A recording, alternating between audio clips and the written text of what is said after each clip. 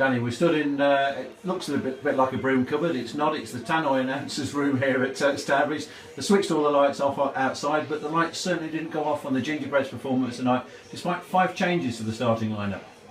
Yeah, we know we made changes, they've made changes. We're not knocking the cup.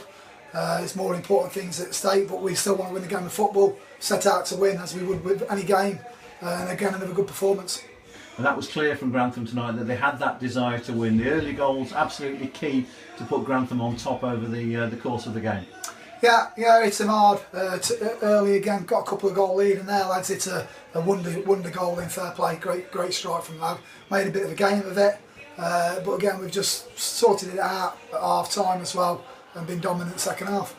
That sorting out at half time was evident that it was necessary in the first half, as Stourbridge had 2 or 3 chances that were unusual for Grantham, because they stood off players, and really Stourbridge should have done better and could have been closer to Grantham at half time. Yeah, they should have done. We've had a couple of young guys who have had making their debuts. It was probably going to be that way, but we've spoken to them at half time. Fair play to them, took it on board and more than held their own and played really well. And the second half performance from Grantham was a consummate Gingerbread's performance. I think Kieran Preston hardly had anything to do whatsoever. No. Again, that shows a testament to the concentration of what they're doing, and whether Stourbridge have changed their side. They've got good players in a squad from hell, so we've got to be to top of the game to get the win, in which we were. So all credit to the lads again.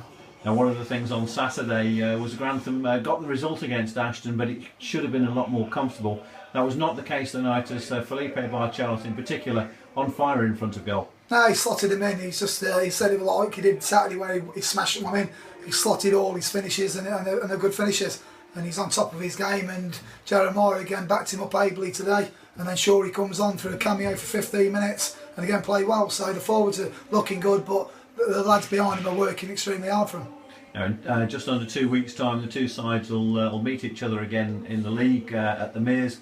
Is this anything to take into account for that game? Well, it always is taken into account because it's a game of football. Obviously, they'll make changes, we'll make changes, but it's just on the day. Let's wait till we've got another game before then. And by the way, we're playing Spennymoor. I found out now.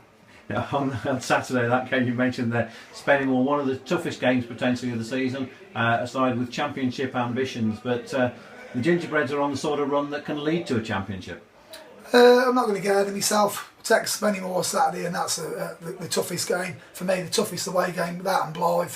We'll take it and we'll see what we'll do. But we'll be ready. We'll be training hard. We'll work hard Saturday, and we'll see what we get from that. Danny, thanks very much and well done tonight. Thank you.